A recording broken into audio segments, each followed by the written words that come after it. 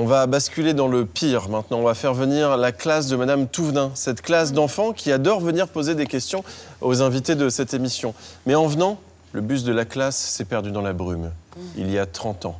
Et ils viennent tout juste de retrouver leur chemin pour arriver ici. C'est la classe de Madame Touvenin.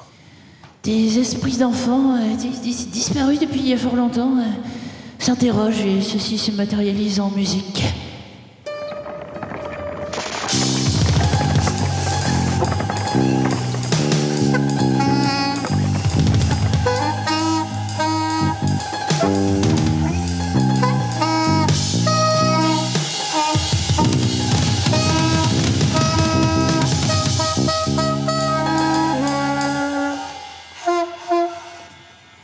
Est-ce qu'on peut dire, Maxence, que c'est du free jazz de merde? Oui. Ouais? Ok. Bonjour les enfants, ça va? Oui. Vous pensez que les invités ont peur? Oui. Ok.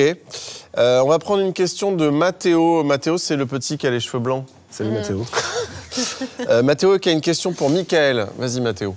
Michael, d'abord, j'adore votre magazine Playboy. Si l'univers est infini, alors les races aliens le sont également. Quels sont les différents types de pénis que nous pouvons trouver dans la galaxie?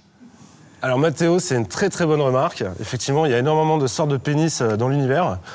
Mais tu sais, tous les extraterrestres n'utilisent pas seulement leur pénis pour avoir du plaisir. J'ai un exemple en tête.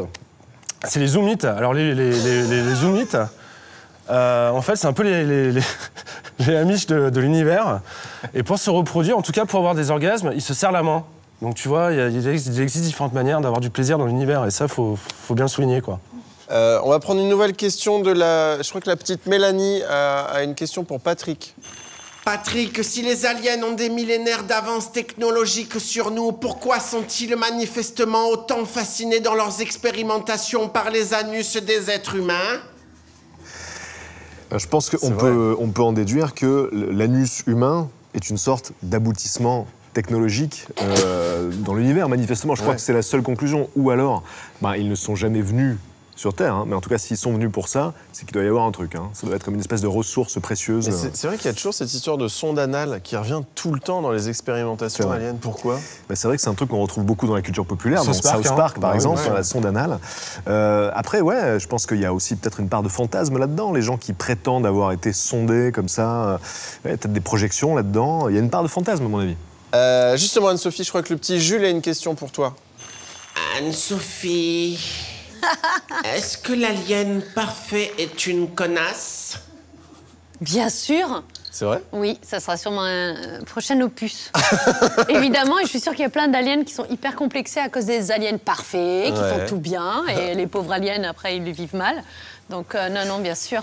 L'alien parfait est une connasse, évidemment. On prend une dernière question, c'est la question de la petite Louise. Vas-y, Louise. Tout le monde dit que E.T. a le doigt qui ressemble à une bite, mais personne ne dit que son corps ressemble à une couille.